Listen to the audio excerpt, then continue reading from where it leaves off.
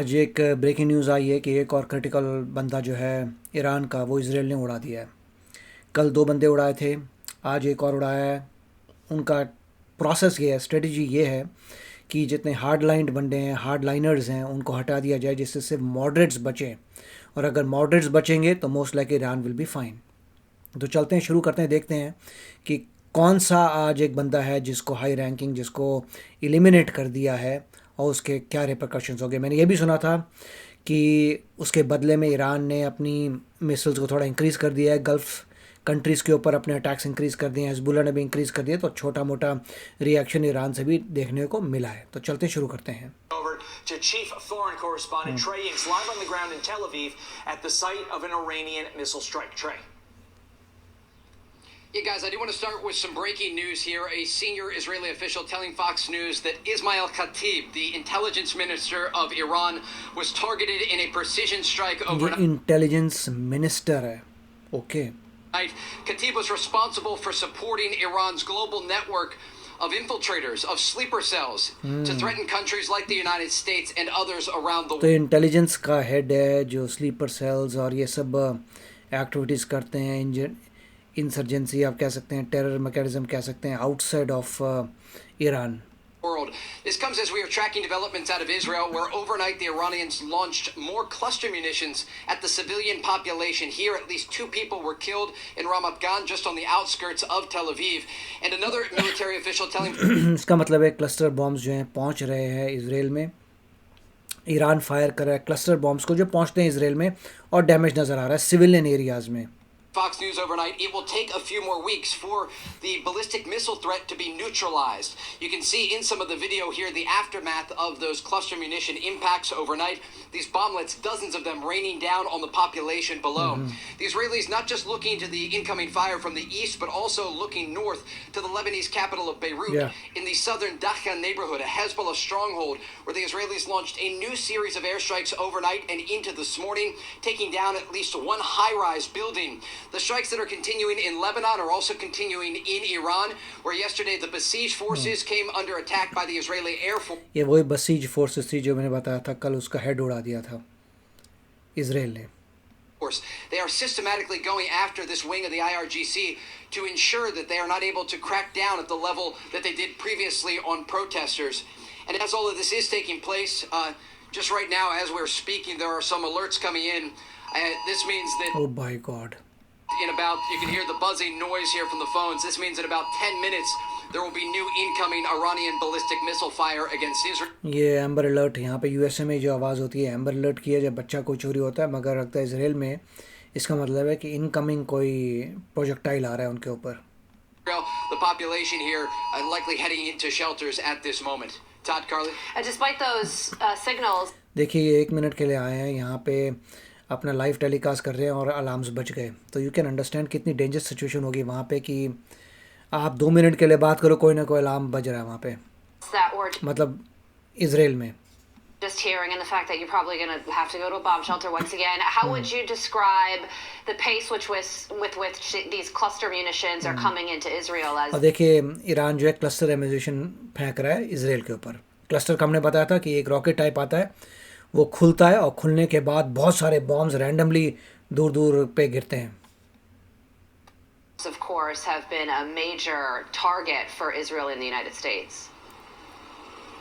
Yeah, there are certainly fewer missiles, but when they have these cluster munitions on top, they are not precise, and so they rain these bomblets and exactly क्योंकि cluster वाले precise, तो इनका मतलब ये randomly जिसको मारना है मार दो।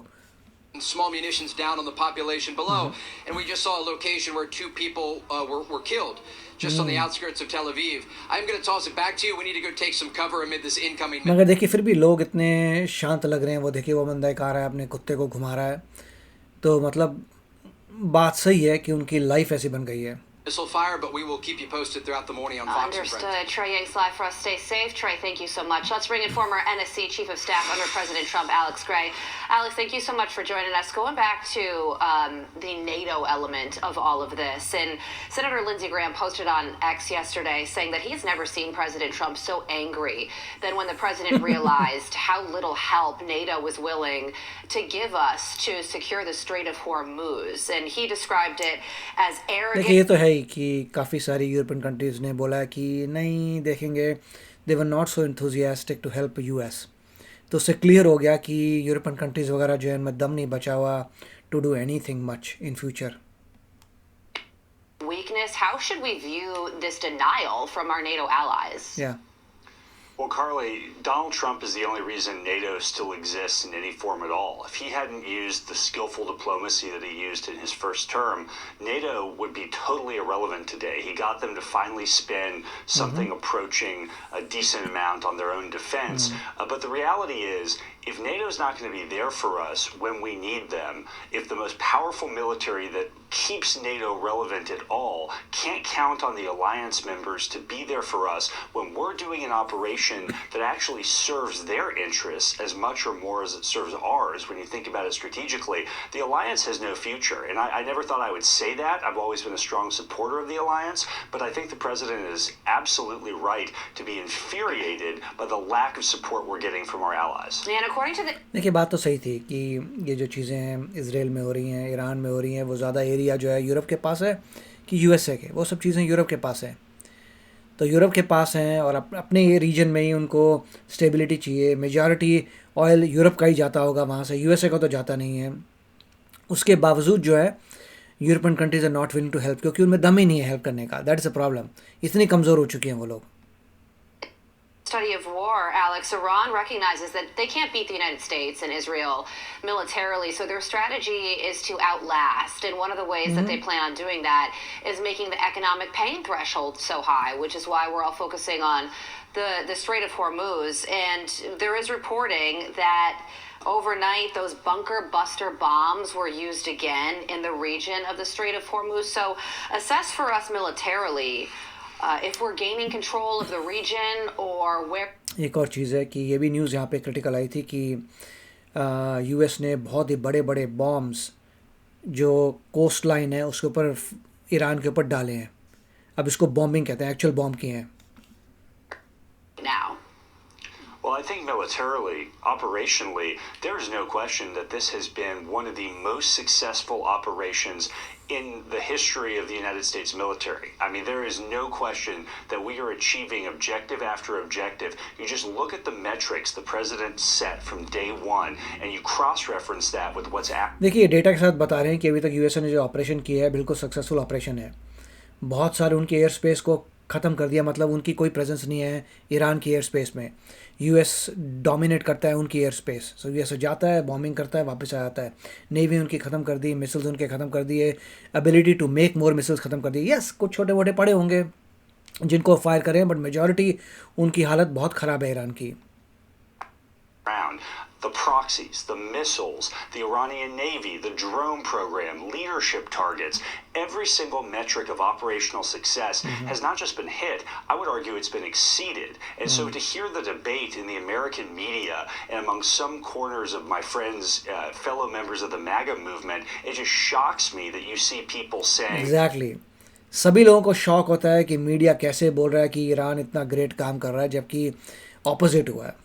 और वो होता है डेमोक्रेसीज़ में कि जो आपकी ऑपोजिशन पार्टीज़ हैं उनका मीडिया जो है पूरी ऑपोजिट बातें करता है। has not been a success without the facts just totally belie that, Carly. Well, Alex, बहुत अच्छा बोला था कि फैक्ट से पता लगता है कि यूएसए ने पूरा जो है ईरान की हालत बहुत ख़राब कर दी है, मगर न्यूज़ में उसके उल्टा क्यों आता है? क्योंकि that's how life is democracy में।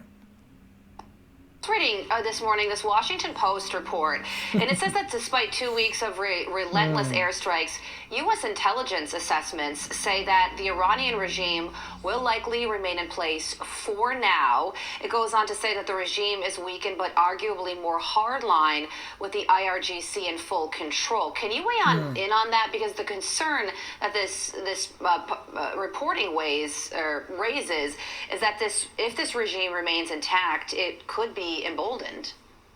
Well, look, I think it's one piece of information. It's also a snapshot in time, even if we accept that that's accurate.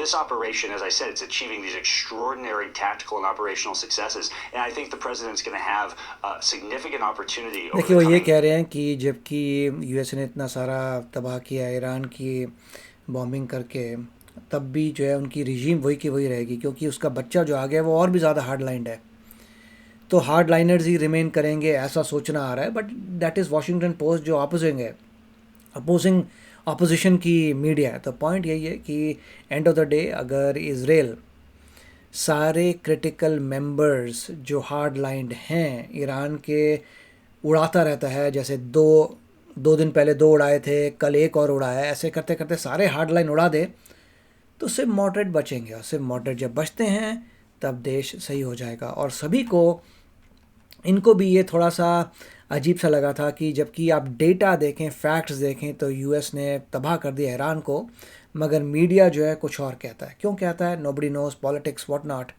But end of the day मुझे भी ये लगता है कि may be in 15 days मोर, जबकि ये and of the मार्च का estimate था, ईरान में काफ़ी कम दम हो जाएगा, वो ज़्यादा फायर नहीं कर पाएगा। सिर्फ ये होगा कि स्ट्रेट ऑफ हॉर्मुज़ को किसी भी तरीके से फ्री करना है जिससे उनमें कुछ भी ना कर सके, और धीरे धीरे वो काम जारी है। जैसे मैंने बताया था 5000 पाउंड बॉम्ब्स को गिरा गया है शोर लाइन पे, जो उनको लग रहा होगा जहाँ जहाँ से अटैक्स लॉन्च कर रहे हैं ऑन द टैंकर्स, उसके ऊपर बॉम्बिंग हुई है। तो जैसे समय बीतेगा ऑल शुड बी वेल। और जो गैसोलिन के प्राइसेस हैं, पेट्रोल के प्राइसेस ऊपर उठ रही हैं पूरे वर्ल्ड में, वो वापस नीचे आ जाएंगे as soon as the war ends. तो आप बताइए इसके बारे में आपके क्या थॉट हैं। मिलेंगे अगले वीडियो में। Take care, bye bye. तो अगर आप मेरे इस चैनल पे नए हो तो जल्दी से सब्सक्राइब के बटन को हिट करो और बेल आइकन को क्लिक करो, ताकि आपको मेरा जब नया वीडियो मैं लगाऊं आपको उसके बारे में जल्दी से पता चल जाए।